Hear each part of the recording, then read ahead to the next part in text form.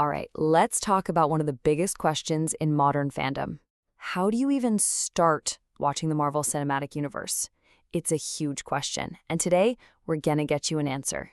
Let's dive in. And hey, welcome to Spill the Tea Hub, where we give you the inside scoop to help you navigate the biggest stories out there. I mean, seriously, you're looking at over 70 movies and TV shows. It's this massive, sprawling, incredible epic.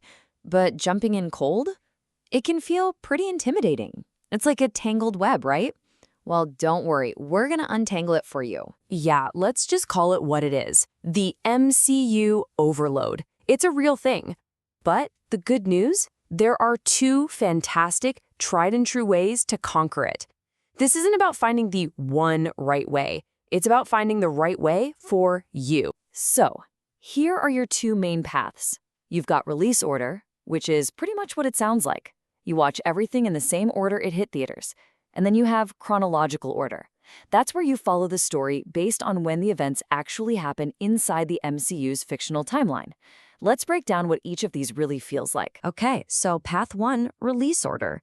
This is how everyone experienced the MCU for the very first time. You're getting one piece of the puzzle at a time, exactly the way Marvel Studios laid it out for us, building this universe film by film. And honestly, the biggest win for this method is that you experience the story exactly as the filmmakers wanted you to. Every reveal, every secret, and, this is a big one, every single famous post-credit scene lands exactly when it's supposed to. No spoilers. You're getting the build-up just as it was designed. And this approach really shows you the genius in their non-linear storytelling. So you start with Iron Man in 2008, right? It sets the stage. Then 3 years later, they take this leap and jump all the way back to World War II for Captain America. And it's not until a decade into the MCU that we get Captain Marvel, which is set back in 1995. You're getting backstory exactly when the main story needs it for maximum impact. It's pretty brilliant. Watching in release order also makes the whole grand structure of the MCU just crystal clear. You can see exactly how phases 1, 2, and 3 form this perfect, massive story called the Infinity Saga, all leading up to Avengers Endgame. And then you see how a totally new chapter, the Multiverse Saga, begins. You're watching the architecture get built in real time. So if you go with this path, your mission is simple.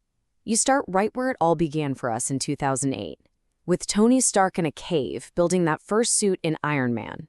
Then you meet the Hulk, and then it's right back to Tony's world for Iron Man 2. It's the foundation of everything. All right, let's switch gears and check out path 2, chronological order.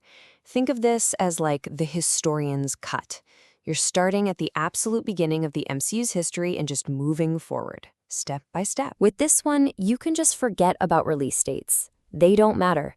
Everything is organized into one single, flowing timeline. So instead of jumping around in time, you're watching history unfold in a straight line, and you see cause and effect in a completely new light. And whoa, look how different this is. Your starting point isn't 2008, it's 1942, with Steve Rogers becoming Captain America. Then you flash forward to the 90s to meet Carol Danvers in Captain Marvel. And Iron Man, the movie that kicked the whole thing off in theaters, it doesn't even show up until you're on your third film. It creates a totally different narrative vibe. So if you're going the chronological route, here's your starting lineup.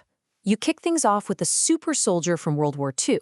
Then you meet the cosmic-powered hero from the 90s, and only then do you get to the billionaire genius who really started it all for us in the 21st century. Okay, so you've seen the two maps.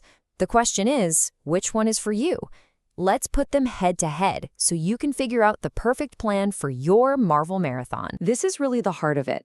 Release order, it's almost always the best bet for first-timers. Why? Because it keeps all the secrets safe, and you get to watch the filmmaking and the universe itself literally evolve over a decade.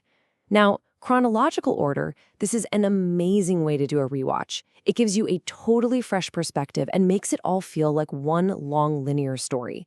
You'll spot connections you totally missed the first time. So, look, don't stress about finding the one correct way to watch, because it just doesn't exist.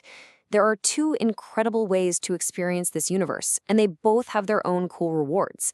The best choice is just the one that sounds more fun to you. Yeah, think of it like this. You're choosing your own adventure. Do you want to be the moviegoer, seeing the story unfold just like we all did in theaters?